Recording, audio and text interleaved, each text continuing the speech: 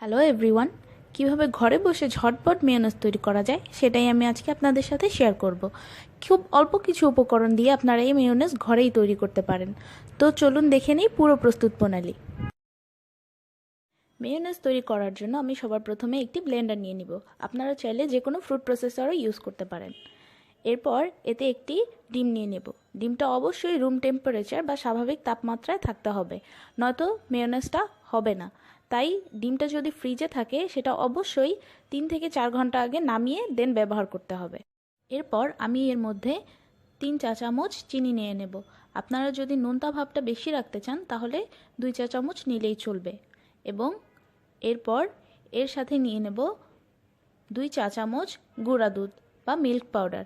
এক্ষেত্রে এটা পুরোই অপশনাল, আপনি চাইলে ব্যবহার করতে পারেন অথবা নাও করতে পারেন, কিন্তু মিল্ক পাউডারটা ব্যবহার করলে এর টেস্টটা অনেক বেটার হয়। এরপর এর মধ্যে দেব হাফ চা চামচেরও একটু কম লবণ। এরপর আমি এর মধ্যে দিয়ে দিব 2 টেবিল চামচ সর্ষের তেল। অনেকে সর্ষের পাউডার ব্যবহার করে, সর্ষের পাউডার ব্যবহার করলে 2 থেকে 3 চিমটি পরিমাণ দিবেন, কিন্তু সর্ষের তেলটা আমাদের সবার কাছে সবসময় অ্যাভেলেবেল থাকে, তাই আমি এটাই ব্যবহার করছি। এরপর আমি এর মধ্যে নিয়ে নিব হাফ চা চামচ সিরকা বা ভিনেগার। এক্ষেত্রে এটি অবশ্যই হোয়াইট ভিনেগার বা সিরকা হতে হবে। এবার একটা লেবুর 4 ভাগের 1 ভাগ দিয়ে দেব।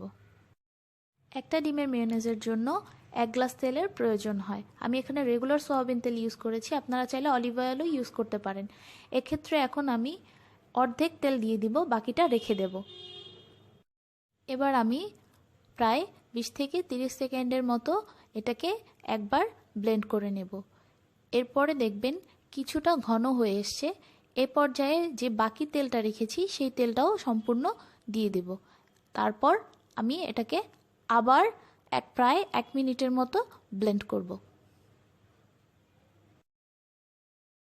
1 মিনিটের মতো ব্লেন্ড করার পর আমাদের মেয়োনেজটা এখন রেডি।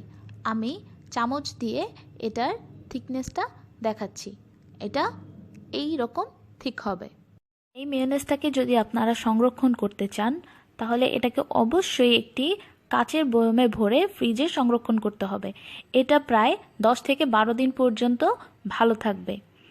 তো আর দেরি কিসের, অবশ্যই এটা আপনারা নিজেরা ঘরে ট্রাই করবেন। আজকে এ পর্যন্তই। আল্লাহ হাফেজ।